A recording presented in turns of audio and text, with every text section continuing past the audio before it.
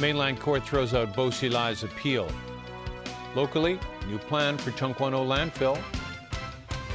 And Germany and France want talks with the U.S. over spying scandal.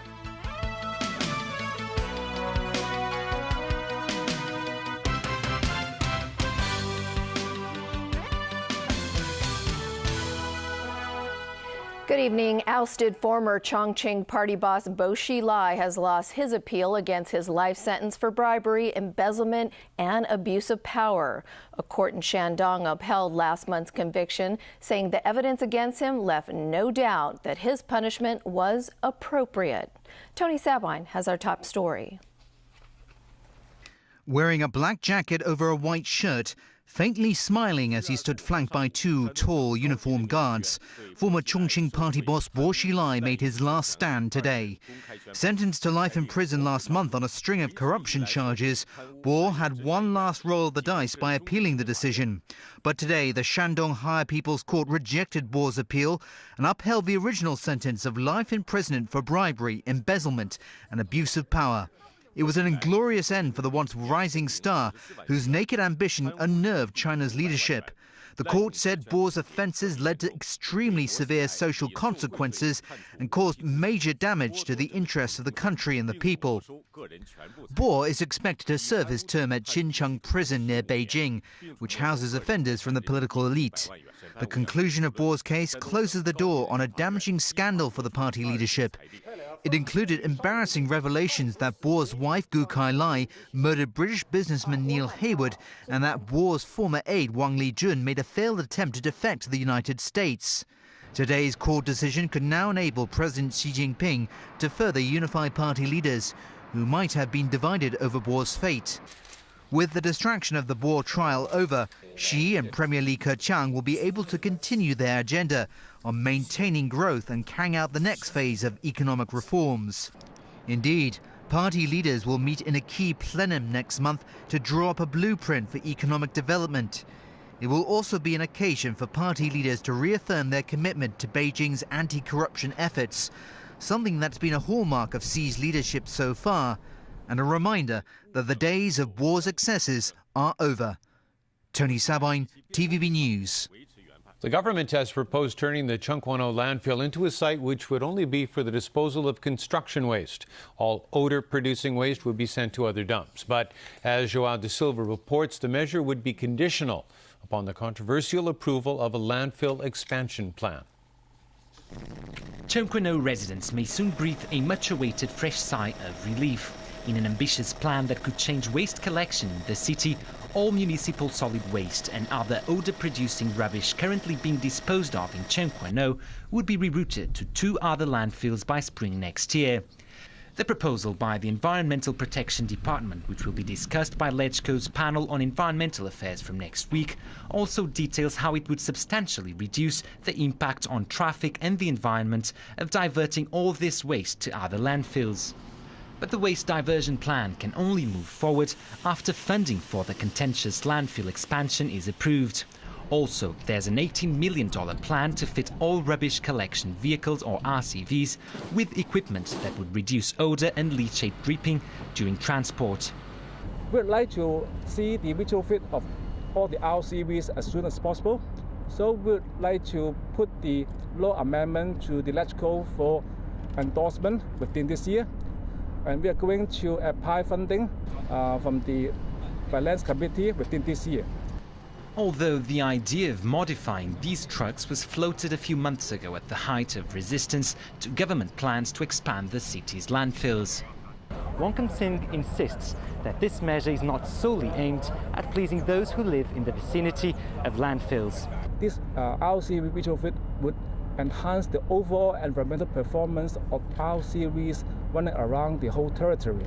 So it's not only helping us to reduce the burden to the neighborhood around the landfills, but also enhance the environmental performance or hygiene in the whole Hong Kong. About half of the 530 rubbish collection trucks currently running in Hong Kong already meet the standards, and the plan would make it mandatory for all such vehicles. João da Silva, TVB News. In other news, there have been calls to extend the retirement age here in Hong Kong as part of efforts to boost manpower. But this could come with a higher price tag. Evelina Leung tells us why.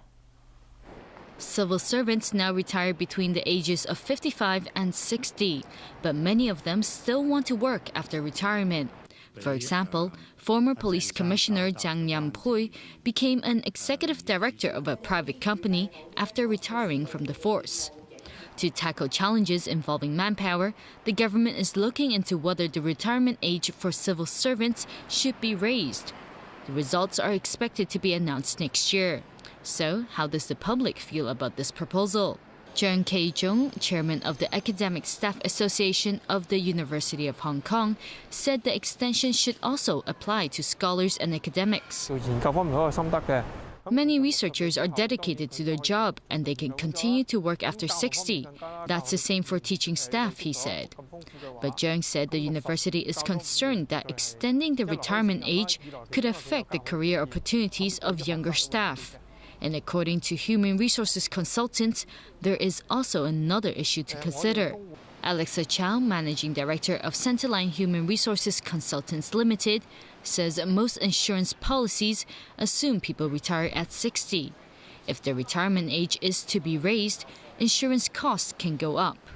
Evelyn Lang, TVB News. Next, mixed data today about Hong Kong's housing supply. According to figures released by the Transport and Housing Bureau, some 72,000 new flats will be available in the next 3 years to 4 years. That is the highest number since the third quarter of 2006. These include unsold units in completed projects and units that are under construction. But there's been a slowdown in the construction of private residential homes. The number of units for which construction began dropped to 2,900 in the third quarter of 2013. That is a 56% decline year on year. In all, construction began for 10,600 units in the first 9 months of this year. Overseas, and Germany and France are demanding the United States engage in talks to come to a no-spying agreement among the allies. This after the latest allegations the U.S. National Security Agency may have tapped into German Chancellor Angela Merkel's mobile phone. Alan Booknia reports. The first day of a two-day summit meeting in Brussels of European Union leaders turned into a bash fest over claims of widespread U.S. spying. Das Allerwichtigste ist, dass wir eine Basis für die Zukunft. German Chancellor Angela Merkel said the allegations had shattered trust in the Obama administration. La France et l'Allemagne. French President François Hollande also expressed outrage over reports that the NSA had collected millions of French phone records between December 2012 and this January. Other leaders chimed in. I don't like that the European decision makers are listened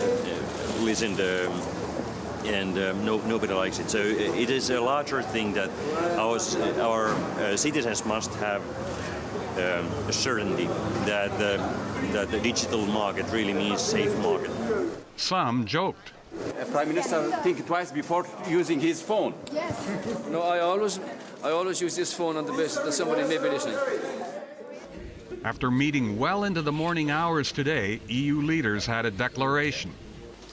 The heads of state or government took note of the intention of France and Germany to seek bilateral talks with the USA with the aim of finding before the end of the year an understanding on mutual relations in that field. They noted that other EU countries are welcome to join. The White House refused to comment on whether the NSA had snooped on Merkel's mobile, but acknowledged the spying claims have created tensions with allies. And Washington may soon face other irked heads of state. The British newspaper The Guardian said yesterday it had obtained a confidential memo that the NSA monitored 35 world leaders' communications in 2006. Alan Booknia, TVB News. A dispute between Japan and South Korea over a group of islands in the Sea of Japan has taken a turn for the worst. Rallies were held in Seoul in support of South Korean sovereignty over the islands known as Dokdo in Korean and Takeshima in Japanese.